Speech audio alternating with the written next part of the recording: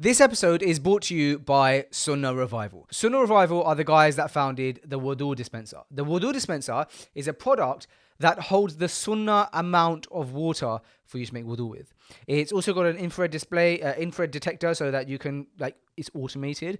But it's great because it's basically reviving a Sunnah, a tradition of the Prophet sallallahu alaihi wasallam, by making wudu with the Sunnah amount of water.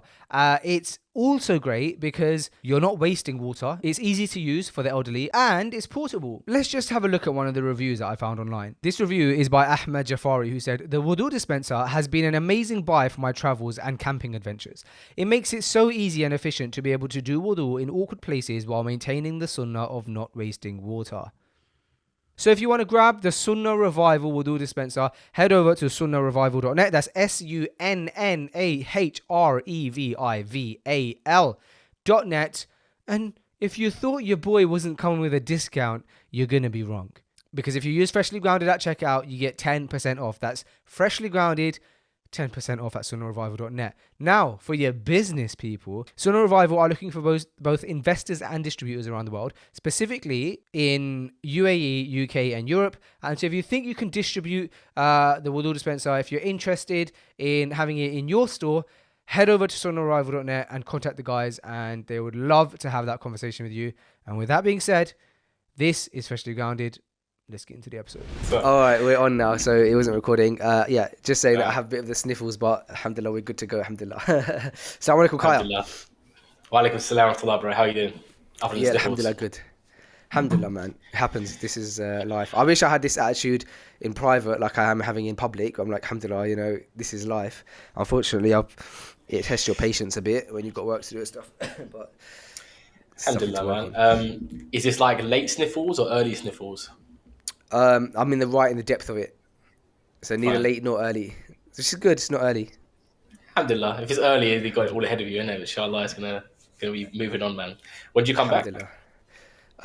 Next week, inshallah. So I've still got another week here. Inshallah. Basically, trying to put some meetings lined up. The exact flight, the exact time, the exact. Yeah. I'll tell you offline.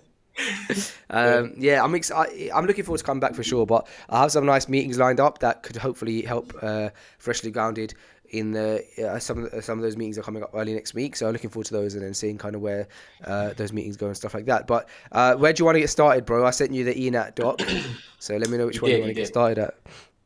And let's have any other ones. I've got one, but we'll get to that later on. Okay. I think because we've mentioned Beehiiv so many times, I know Beehiiv is very close to your heart. So why don't we start there? I know you want to talk about that one, so let's start with Beehiiv. Fine. All right, so by now people probably think that Beehiiv, literally I've invested in it, which I haven't. I wish I had. But I love the product, man, and I think that it's the next big thing, this kind of platform. And so obviously I've been speaking about it a lot over the past few weeks. A lot of Freshly Grounded listeners have started their newsletters now because of our podcast and us explaining how much money you could really make if you build a successful newsletter using Beehiiv. So I guess what this is just a victory lap for me to say that I was right the whole time. Yeah, exactly. You've frozen, bro. Yeah, I have. But can you hear me? Okay. Yeah, you're back. You're back. Was my audio or just my video? No, you're good. Your audio is fine. So this is victory lap to say that that I was right, because about 2 days ago, Beehiiv announced that they just secured $12.5 million funding, VC funding, which was led by, I can't remember who it was led by, but quite a well-known kind of VC company. And bro, that like, if people don't know like what that means, that essentially means that like they've been able to convince some of the wealthiest individuals in the tech space that this product is going to be successful, and to convince them, they're doing due diligence, they're checking finances, they're looking at the market, they're looking at the industry, they're looking at projections, and the fact that they were able to, because they did a $1 million raise at first, and then that went to 4.5 million in September, but now to hit, and these are all, by the way, like numbers that I'm throwing out there from what I remember, so not necessarily fact, but it was something like 1 million at the beginning, 4.5 in September, and now they've just now they just raised 12.5 million, man. So if you didn't get on the bandwagon when I did a podcast about it a few weeks ago with Kaya, get on it now. Like, Beehiiv is the way to go. Move all of your newsletter stuff to Beehiiv. If you haven't got a newsletter, build one. Create the industry newsletter for your industry, because it's going to blow and you can literally make millions. And I'm not joking when I say that. So it's what we want the Fresh Guided newsletter off, and it's been so easy. It's such a smooth platform. So yeah. I think it says a lot about the product firstly, but also just about the newsletter industry, right? So Yeah. you and me have been quite bullish on this. Like, in private, we speak about the newsletter industry a lot. The Hustle, Morning Brew, so on and so forth. They're just like, but they're the big names. But there's so many newsletters out there that are making good money, even though they've only got, again, 10, 20, 30,000 people on the list type of thing. It's a very lucrative market because advertisers, they like newsletters. They're usually a bit cheaper than other ads. The loyalty they get from those kind of, from conversions from newsletter ads, usually quite good. That's what one SaaS company was telling me the other day. So I think that the investment is probably an investment in the space. Like, by the way, it was Lightspeed Venture Capital, who are massive. I'm looking at some of their other. They've got tons of companies they've invested in. I'm trying to find one that would be like, a household name, but. What a great name for is it a VC firm, right? Yeah, so they've invested in Epic Games. It is a great name. Snap, Epic Games, Multiverse. These are a few more well-known names. But yeah, they're a big company. They're a massive VC company. But yeah, but also on top of that, like, not to take anything away from Beehiiv, the company itself, because anyone who uses it, like, it's like very easy to use. The boosts feature they announced like a couple of months ago probably played a big role in raising money. It's like, you're a big fan of that, aren't you? I am, man. That's innovation in the space. Like, they've managed to, before with newsletter ads, right?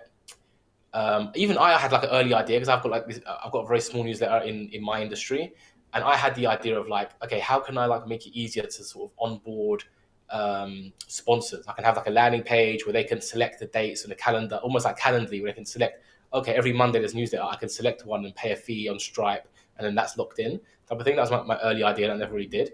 But I think I told you about that idea like a year ago as well. But these guys, what they've done is like some completely far more innovative than that. Like, you can sign up to this platform called Boosts, like, that's only available to Beehiiv customers.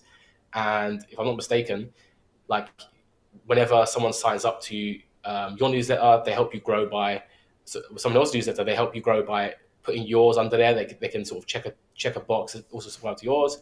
And there's ads sort of built into it as well. So it's easy to find advertisers, and the payment stuff is all sort of like seamless. So that's amazing. Like, just that alone is amazing, let alone the fact they've built like a fantastic newsletter, like SaaS that's very easy to use. And like the fact they've got polls in there, like you can have polls in the newsletter. Yeah. A year ago, I was like, oh, that's impossible. If someone asked me, can I put a poll on my newsletter? I'd be like, oh, it can't be done. Forget it. Yeah. But it's just like, yeah, they're doing it. So yeah, very exciting, man. And I like the company. I hope they do well. I think what's exciting about Boost is that what took Facebook from being a cool company to an incredibly lucrative company was when they started Facebook ads, because essentially you're creating a marketplace within your platform, and people have to put their money into your platform, put money into your wallet, and they're getting something out of it. And also they can measure what they're getting out of it as well, which obviously people want a lot of. And so with any platform, it's obvious. The obvious win would be if you can create a marketplace within your platform, but it's just such a difficult thing to do, isn't it? But they managed to find a way of creating a marketplace, and now people are going to be uploading their money into there. And it's similar to the Starbucks model we spoke about a few months ago, where Starbucks gift cards, people put their money in a Starbucks gift card, and then they have a crazy amount of money. Wasn't it like in the millions how much money that they make just from billions just from gift card, like leftover gift card money. And then they use it as like a bank. We were saying, weren't we? Like, they use it as a bank to like invest in other Starbucks. Exactly. So they could do the same thing with Beehiiv, essentially. Yeah.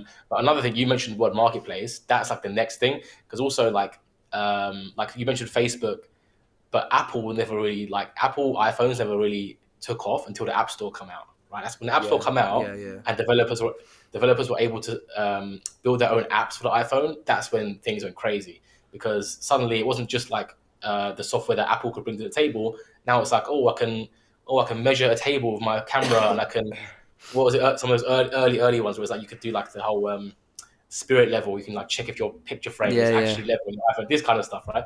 And obviously games and so on and so forth. But that's what really made it like pop, right?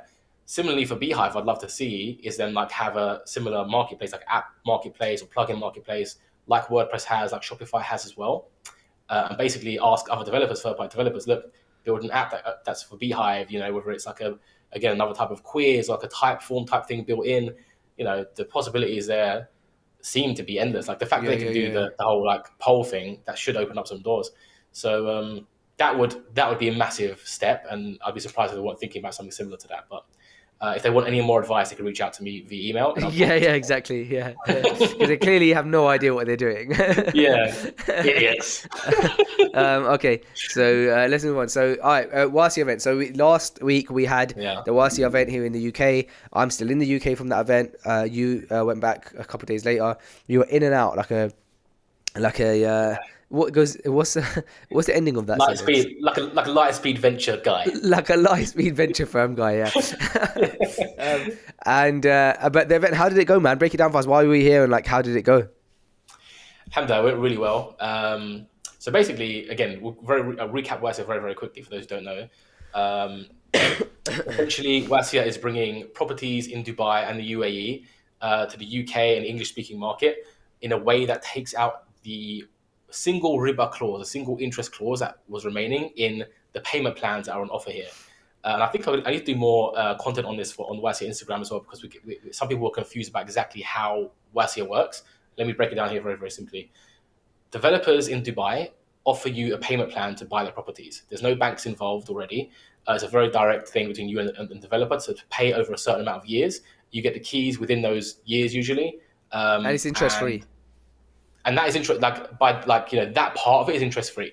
But the problem being the developers if you go directly to developers or use other agencies, there will be a clause in those interest free plans that the developers give you that is essentially a late payment fee if you miss a payment on those payment plans, and that falls under riba. So what Waasiya has done, and our parent company Muslim Immobilier, they have negotiated with developers to remove that single clause that would have invalidated the whole contract. Right, so that clause is now removed and replaced with something else. That's not a monetary penalty. So there's now, the contract itself is now riba free, and that's what we bring into the English speaking market, so that people can benefit from these payment plans, multi-year payment plans with no interest, no riba, no banks involved. And there's some exciting properties coming through that people are showing huge interest in. And the event was like an epitomization of that. Right, we had a lot of people come down. But I think the most interesting part for me was like the Q&A section like took up more than the actual presentation, more time, because people were so interested there. In the day, people were searching for this, right? People, and I know that because I've been part of the party of people searching for a permissible way into, a real estate market that actually has a lot of upside, inshallah, which Dubai has, inshallah. So yeah, you can almost like see and sense like the pent up like demand for this. Right. But yeah, we gave the presentation. We explained how it all works. The questions were interesting. We've got a lot of ideas about how to tackle other sort of potential roadblocks in people's minds about this. But yeah, I really enjoyed it. How was it for you? Yeah, amazing. I think like yourself, what I found interesting was the questions people had. A lot of people had questions about. A lot of people had questions about lifestyle stuff, and then one thing that I found as well, it was nice to be able to clarify kind of more of the financials. I think some people were like, I've got £50,000 to invest, and then £500 a month, or on the other scale, people may have been like, I've got £10,000 a month, I've got £10,000 to invest, but and £1,000 a month or whatever. And so I think it was important for us to be able to clarify kind of how the payment plans work. Like generally, kind of on the lower end, you will have something where you get a studio flat, you put down £20,000, £25,000, and then you're paying about £1,000 or £1,100 a month for 7 years. And explaining that was helpful, because I think some people had the idea that it was like, this is my budget, like what can you do within the budget? It's like, it doesn't work like that. We have to work with whatever payment plans we're given by the developers. And then outside of that, man, just like the amount of interest, the amount of as in that's a bad word to use, the amount of non-riba interest in the project itself, and people being really passionate about avoiding riba was really inspiring to see. And so, yeah, man, we got a lot of inquiries on the day for the form. We also had a lot of inquiries like physically in person. And so it was really, really cool. Those one-on-one conversations afterwards was like, again, inspiring actually, because there was some brothers that were coming up to us and two brothers in particular who were basically telling me like, they're very successful, right? They've got a business in the UK, Allahumma barak. They've got money, Allahumma barak. They've been saving that money, Allahumma barak, and they've been resisting calls from friends and family to like, hey, just do this whole mortgage thing and get, you can get so many properties. And they were telling me how they've been resisting that, and they've been sort of looking for a way to invest it in a permissible way, inshallah. So just hearing those stories is like, alhamdulillah, like there's, this is the kind of thing that we want to facilitate. Right, we want to facilitate people who are trying to do that, and we want to make it as easy as possible for them in more ways than one. Another way we're doing it is like we've discussed, you and me, and something else we talk about more on Waasiya's platforms, the sort of lifetime access to the community that we're launching for all buyers, which essentially gets you access to myself, Faisal, others in the Waasiya team to ask questions like okay, I've purchased a property, how can I go about getting my visa now? Where's the best school for my children now? The ladies only gym, where are they at? Best supermarket, so on and so forth. Just general questions and maybe lifestyle questions, maybe financial questions about the market.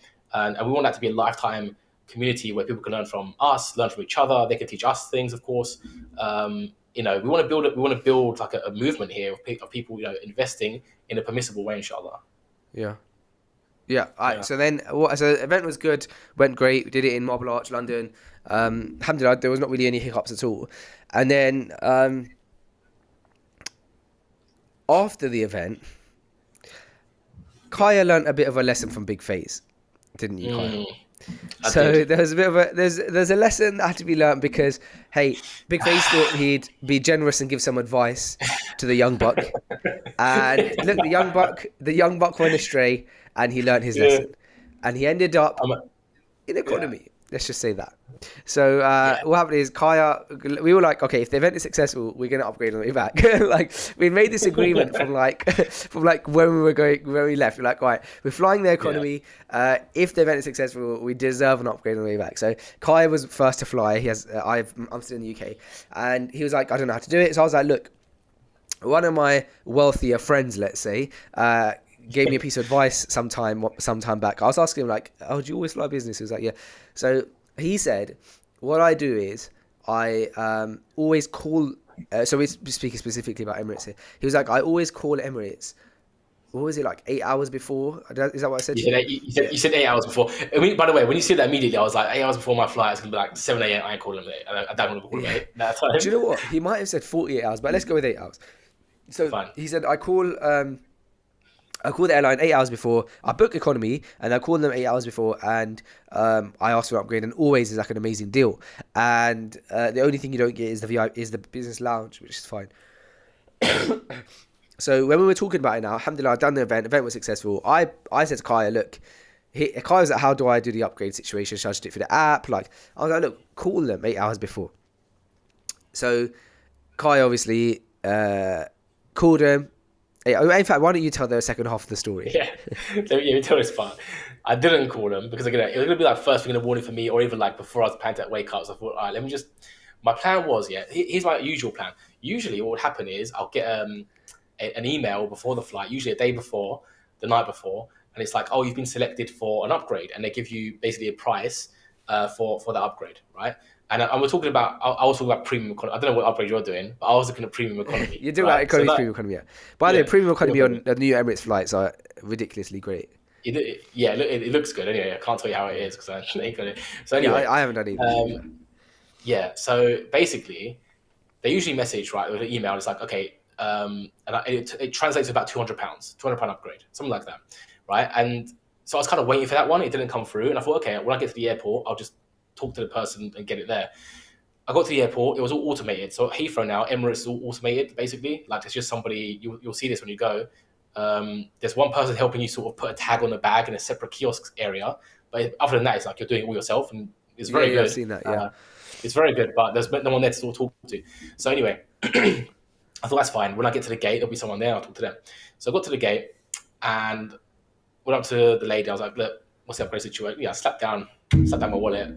What's the upgrade situation? Yeah, exactly. Yeah. Yeah, she's She heard searching the for coins it. bouncing on the desk. Yeah, exactly.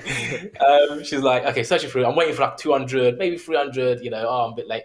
She says like it's over £400. I think 430 something, right? And I was like, oh man, it still isn't a horrible deal, but it was like. And what was I saying? When you told me that, what did I say? You said it was a good deal. You should probably go for it. Yeah. I said go for it. Like yeah. Yeah, you said go for it, and I'd already left the desk by that point. But anyway, when she said it, I was like, it's just like it was double what I was expecting, basically. So I just thought, you know what? Let me leave it. And on the plane, I've heard on the plane, like when the actual manager of the stewardess is what they're called, can also help sort you out. So I thought, you know what? Let me try and do that. So, and I just wasn't feeling that much money for that, to be honest with you. But anyway, although I did think about going back, I still went onto the plane, spoke to the head honcho guy. I was like, look, what's the upgrade situation? He wanted his iPad. He got an iPad out. They were very efficient about it, by the way. So like, it's definitely there. You can upgrade on the plane, but this is why you shouldn't. Got the iPad out. Did you mention premium economy? They didn't think that was business today. Okay. No, listen. He's doing the whole thing. He goes to me, okay, so the upgrade will cost you $1,100, right? Which is like off the top of my head, like £800 now. And I was like, oh no, I'm at premium economy, not business. He was like, no, that is premium economy. And I was like, but she just told me out there, literally over there, that woman, she told me 400 and something. And he was like, yeah, but when you get on a plane, the price goes up, right? Oh, so man, yeah. So that was had he told me 430, there's a good chance I would have just said yes in the moment. But the fact that why didn't the woman on the outside the plane tell you when you walked away? Exactly, it's her fault. Yeah, exactly. So that's my story of missing out. Yeah, I've missed out on it, but yeah, hopefully others can learn from my mistake, my stubborn mistake. Last time I flew back to Dubai from London, it just happened to me on my birthday. Did I tell you this story? No. So it's my birthday. Obviously, don't celebrate birthdays, but it was the 12th of Feb, right? And obviously, my passport shows the 12th of Feb. So, okay, checking everything, and then I thought, do you know what? At the desk when we were boarding the flight, I was like, smoke of cheese, let me try it. And so, even though I don't celebrate birthdays, and to be honest, alhamdulillah, it's probably a good thing that nothing came of it, because maybe it would have been sinful. But I thought, let me see if I can get a free upgrade or something, right? So I said, look at the date on my passport. Yeah, that's what I said. I tried to use vague speech, so I wasn't like. I was trying to use vague speech. I wasn't like saying like I want to celebrate my birthday, but in some way I said like I said something like she was checking passports, and then I gave her my passport. I said, do you get? I said any special treatment for like the date or something, right? Right. She laughed and she was blah blah blah, and then she goes, hold on a second, let me just check your passport. And then she checked the passport. She goes, oh, it is today. And she was like, all right, no promises, but I'll give them a message. I was like, sweet. So close the passport, and she's there on the laptop, bro, for like a good 90 seconds, yeah, typing away. I'm thinking, bro, she's writing parallel. I'm in, yeah. So she's typing away, clicks submit. She gave me a passport. She's like, yeah, cool, go. Let's go downstairs, sitting in the waiting area to board the flight. Sitting there, and bear in mind, if I'm traveling alone, I'll always pay for the extra legroom seat, which my wife always laughs at me for because I'm not tall. But the reason I do it is just a tiny bit of comfort. Like, I can't really be affording to upgrade £3,000 of business, but a little £125 to like have a bit of comfort. So I'm sat there in the front row, and I'm watching the air hostesses and stuff. They're like, getting the aircraft ready, and people are still coming in. So I'm thinking, all right, maybe they're gonna wait for everyone to come on. So everyone comes on now. So I'm like, all right, cool, any minute now. So like, maybe they just need to shut the doors. So they shut the doors. I'm thinking, all right, cool, any minute now. So and once or twice, and now I might just be thinking this, but like, the air hosts were looking at me like once or twice, like, oh yeah. So I was like, okay, cool, like it's happening, yeah. And so then we take off. So I'm like, all right, maybe they're waiting for us to get to, you know what I mean? Like, take off, settle down. They'll be like, Mr. Chowdhury, we got the message, come upstairs. So we take off now. Come upstairs. 10 minutes go by, and I'm thinking, all right, we're still, I suppose, in ascending. And then like 20 minutes go by, and half an hour goes by, and I'm thinking, right, like, we're like flat now. Like if they want to upgrade me, I'm ready. We're They're landing ready. soon. Like yeah. After about an hour, bro, I thought to myself, this ain't happening, is it? And it didn't happen. I just stayed in my economy extra legroom seat the whole time. But the entire flight, I was like, any minute now. But then obviously half the flight goes, and you're thinking there's no chance. And now it's not even going to benefit me because there's only 2 hours left of 3 hours. So yeah, that's my story. I guess that's what I get for trying to like leverage my birthday when I don't celebrate birthdays, which like is obviously not permissible. So it's funny that you wait like an hour to like call it quits. So, yeah. Like I was like hopeful, bro. Do you know why I was hopeful? Because it wasn't funny. like because something actually happened. Like she actually wrote she wrote something to them. So like they must have known. And then there was times where the air hostess were getting out the iPad and reading things. So I'm like, all right, like they're reading like Mr. Chowdhury. Like. Yeah. But yeah. Well, it's good because what could have gone wrong, what could have happened, and what I thought was going to happen in this story is that they could have just started singing you happy birthday on a plane. Oh, and that would have been like, that would be in bad. it. That'd be bad. What could have happened is they might have looked at you and thought, I don't think my man's on that really. I don't think my man's a birthday kind of guy. And they just left it. I reckon that was planned. So, man. So many people celebrate birthdays. Like you see practicing people celebrate birthdays all the time, unfortunately. That's true. Yeah, I guess you're right. But I don't think it was ever on the cards to put you in first Really? class. She definitely wrote, bro. She wrote a 90-second, like she was like, maybe she tried. I was like thinking, all right. Yeah. I actually wanted to peek, but I was like, look, let me just be on her good side. Like I'm not even gonna peek. I'm just gonna let her do her thing. Maybe free premium upgrades economy, but I can't see the whole like upstairs. Come upstairs.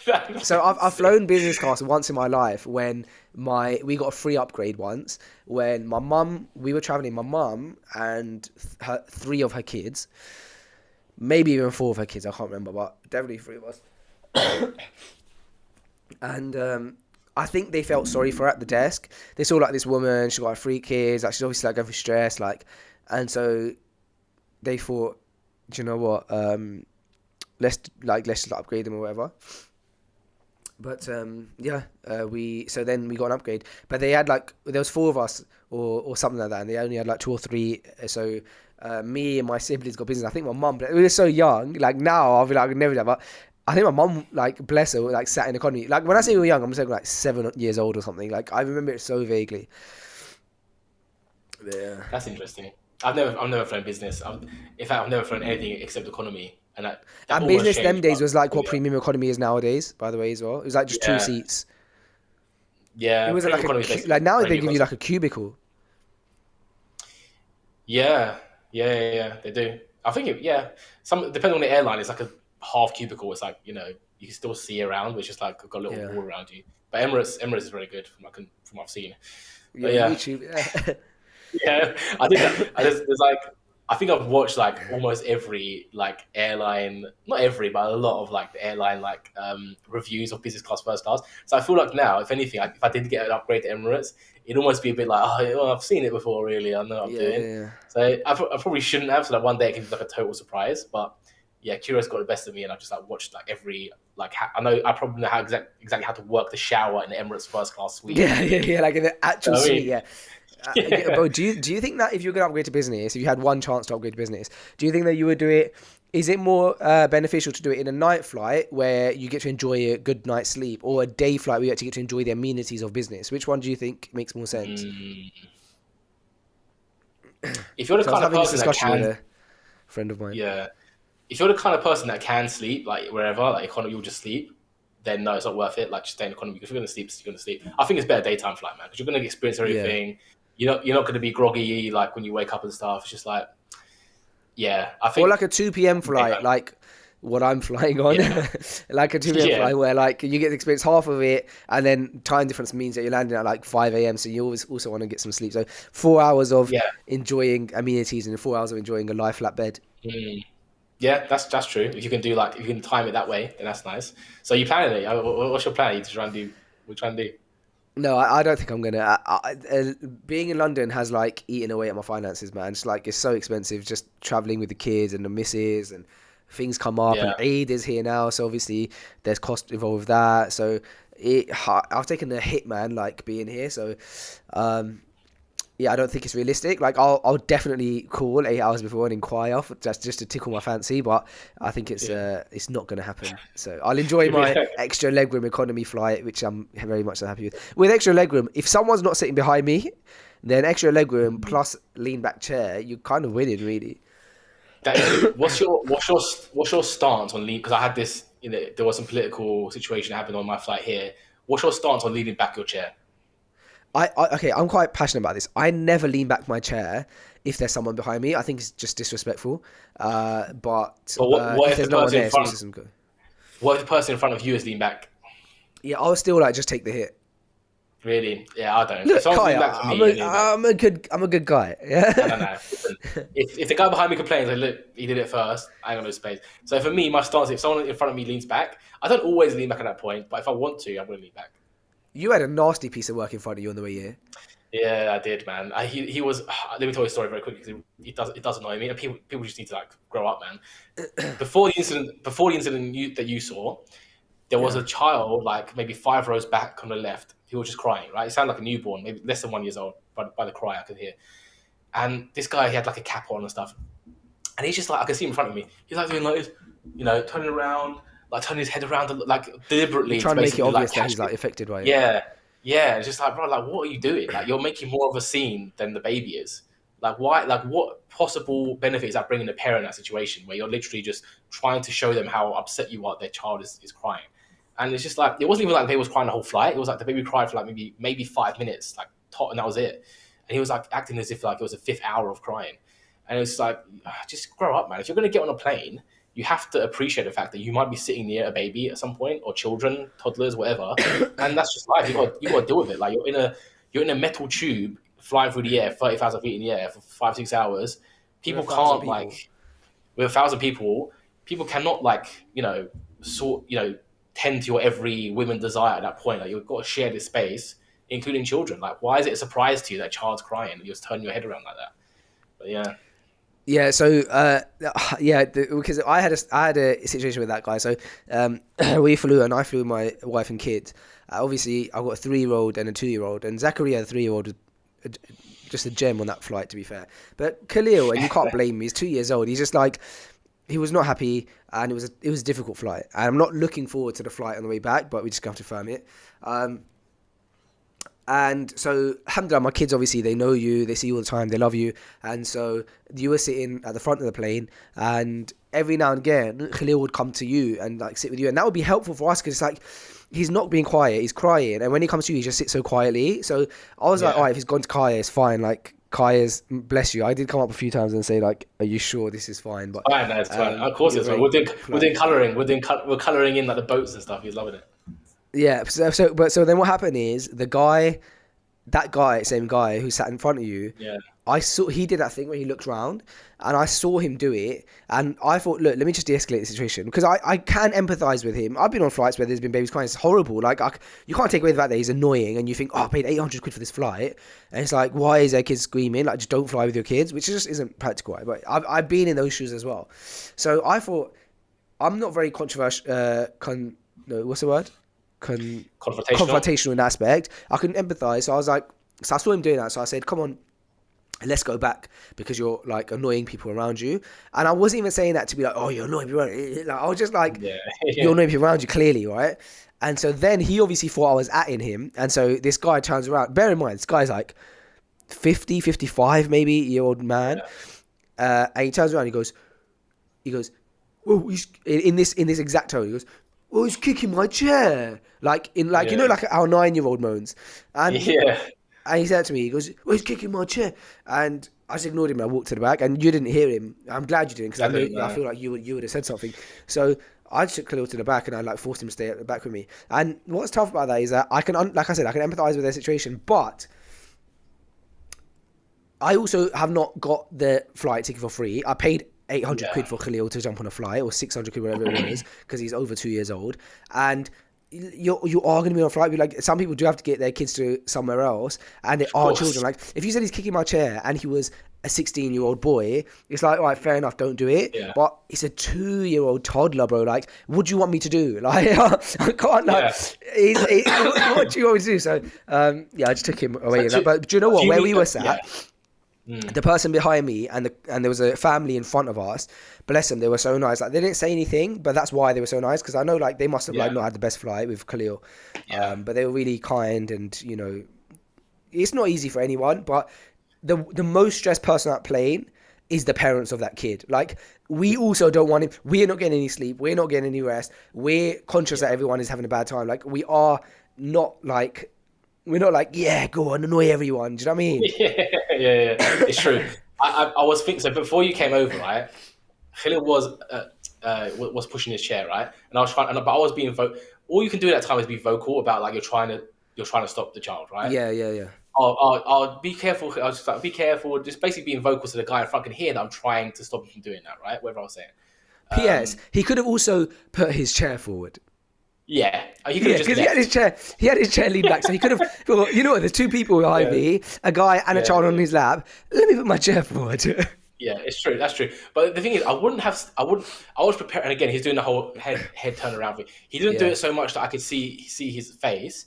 When it was the other person a few minutes before this, he was like fully leaning to like so the person could see his face. That's what really annoyed me. So he was doing little bits. And I was like, look, I can understand that. Like, even I would be a bit upset if someone was kicking my chair and stuff. But it was the fact that he'd done that 5 minutes before, the other thing I just said, and now he's doing it now again.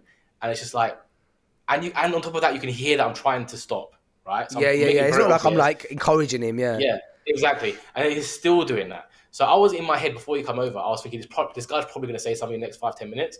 And I can't remember exactly what I prepared to say to him, but I prepared something to say to him that was like, I wasn't going to escalate anything, but I was going to say like something, I don't know, I'm a bit of a, I like to say smart things to smart people. So I was going to have a smart response. I can't remember what it was now. So probably something like, what do you want me to do? Something like that, something hopefully more creative than that. But anyway, I was preparing something because I could see he was like getting worked up. But then you come over and he said it to you. I don't even hear what he said. But yeah, I'm glad he said it to me, not to you. I don't think I wasn't going to escalate. I wasn't like thinking like to escalate. I was just like I wanted to. No, but you would have probably responded though. Yeah, I mean, I don't know. I guess I was preparing to. I can't remember what I was going to say. But so what happened at the end of that flight though? Because it wasn't just us, was it, that was getting annoyed by it? Yeah, that's right. So when we landed, I think a guy like to his right on the aisle seat. I was in the middle. I think he like pulled out a vape pen or something like that, right? Something like that, or something that had smell to it. I couldn't see what it was, and I wasn't paying attention to this guy. But he had something that had a smell to it. I can't imagine it was a vape pen now. I think about it because it's not even legal to do on a plane. But he had something that had a smell. And then my guy in front of me with the cap again, he starts piping out, "Oh, I don't want to smell that. I don't want to smell that. I don't want to smell that." And the guy who was basically like confronting, is like being very quiet and like trying to de-escalate it. And yeah, he's just being quite aggressive with it. And then this was basically before we were about to leave the plane. And then as we were leaving the plane, the guy with the cap, of course, has like run out, who's, you know, whatever he needed to do at that point. And then the guy who was being confronted with whatever smelly item that he had, he was like in front of me, and I heard him tell like the steward who was going to charge me over £1,000, whatever, $1,000 to sit at the front. No, different flight, different person. He was basically like taking his description. What did he look like? So it looks like that whatever that guy said was enough to like maybe get him in trouble with the airline. It sounded like he was being a bit rude to a few people on the plane, not just my 2-year-old son. Yeah, exactly. So yeah, I mean, just grow up, man. If you're gonna get on a flight or a train, anywhere long haul, just grow up. Like, it's gonna be kids. It's gonna be stuff that you don't like. Just, you know, have some patience, man. Prep for it, right? Yeah. It's 8 hours of your life. Yeah. So yeah, that happened. So yeah, I'm looking forward to going back, inshallah. What did you have on the ENAT doc? Because you said you had something that I can't see. All right, I didn't put it on doc, which is I apologize for that. I'm not giving you advance notice. No worries, man. Just hit me with it. Surprise me. Yeah. All right. So you know, I like the website exploringtopics.com. I've showed you this website before. There's one thing that I've seen coming up, right? It's the Nomad visa, and again, it kind of links to Dubai as well, but it's not really about Dubai. There's Nomad visa, which basically, I think Portugal had it, Dubai definitely has it. There's like 10, 15 countries that have launched their own visa since COVID, where it's basically like you can be working for a US company, UK company, German company, but if they're allowing you to work remotely, then hey, why don't you come and work from Portugal? Why don't you come and work from Dubai? All you've got to do is show your contract that you've got an employer paying you a certain amount of money, and I'll give you a visa just to stay there and work there, right? So you can basically just be working from a different place in the world. So this Nomad visa trend is trending. It's up over the last 2 years, 3,750%. The trend has grown, but the more interesting thing that is like, it's still only about 6,500 searches per month according to this. So it's still like relatively young, if you will. Maybe that's to indicate that it won't grow that much more, but the trend does look like it's still growing. So my thinking here, rather than like, having a whole business idea, my thinking here is like trying to spot little trends like this and then building something to service that trend. So in this case, there is of course there's like a website set up for this, like choosing where to go. But you could very easily again set up a newsletter for this. You could set up a Discord for this. You could release a course on, again, if you live in a place where there is a nomad. This is probably what I do. If you live in a place where there's a nomad visa, like Dubai, like Portugal, wherever else, I would do a specific course or website blog that's monetized another way, where it's literally just talking about that process for that specific country nomad visa and all the benefits and lifestyle stuff and cost of living stuff and that kind of thing. Just focusing on that specific country because like it's a big trend and it looks like you can build some content around it and make some money. Yeah, I think I like the course idea. I think we should do an episode soon where we break down the course model, because I know it's been broken down a lot, but it has a very scammy connotation. But if you look at some of the wealthy individuals who have been successful or who have made their wealth through courses, you realize how much money there is to be made there. And it's like, you can avoid the scammy stuff if you just actually provide value. And then there's a level of like scamminess that you can't avoid, which is like in terms of like how things are perceived. Oh, I'm selling a course. But that's just more of an ego thing. Like if you can get over that and you can accept the fact that some people are going to think that you're a bit of a scam artist, but as long as you're not and you're actually providing value, bro, like what we said is a low ticket course is like $250. You sell that to 100 people, you made 25 grand. It's like 100 people buying a course, if you actually are providing value, is not impossible, and you've made 25 grand in like what some people might make in a year, you'd make in a few days. And so the course model does make sense. It's just about figuring out like how you can provide value basically and then market it. If you have something where you have value, like you have knowledge on something and you have half decent marketing skills, it's a bit silly not to go down that route and just open yourself up for potentially millions of dollars through a course. Do you know what I mean? Yeah, I think it's like it's probably almost impossible to avoid being labeled at some point. If you sell a course, someone will eventually, even like the 100th customer or the 1,000th customer or 10,000th customer, comes on and say, "Oh, well, this wasn't that beneficial. It's a scam," right? Just because like their subjective view of what you've said, like either they knew half of it already, for example, or they just didn't find it that interesting, and then they just jumped to the word scam.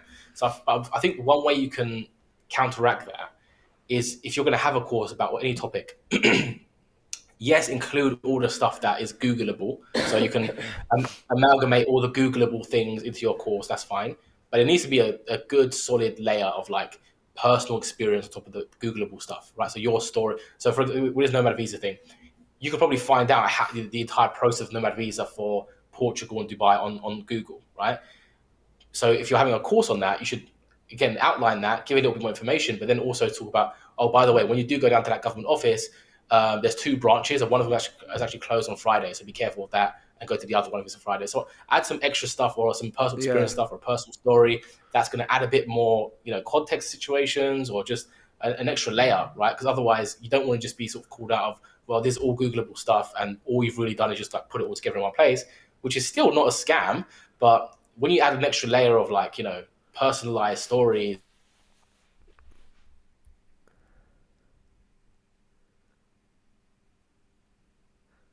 I think we've lost you, bro.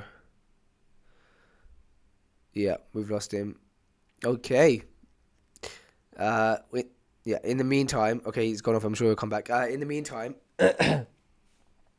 one thing I was going to add about the course thing is that what I find that works really well with courses is if you are actually teaching something on the course, as in like physically sharing your screen and doing like a tutorial of how you would, for example, run a Facebook ad, as opposed to just going through the theory. Because I think like on the internet that doesn't exist as much. Like a lot of people explain the theory but don't maybe like go over the actual the actual tutorial, like how they would do it or how they do it. So that's another way of making a course a bit more valuable. But I imagine Kai is going to jump back on. Oh,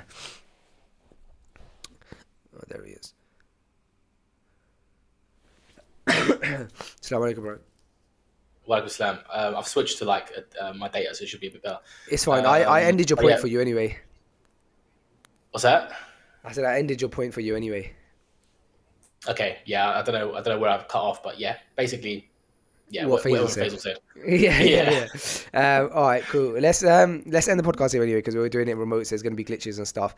Plus, I need to get some rest. I've got a full day of filming tomorrow as well. Bro, looking forward to seeing you next one, inshallah. The next episode will be a bit delayed because I'm going to be like flying back and stuff. But yeah, so you can expect the next episode like a bit later, like a few days late, but I think it'll still be Kaya and Faisal. So look forward to inshallah seeing you guys soon and keep us in your du'as. Inshallah, see you soon, bro. Looking forward to it. Look forward to it, man. All right, take care. Assalamu alaikum. Wa alaikum salam wa rahmatullah.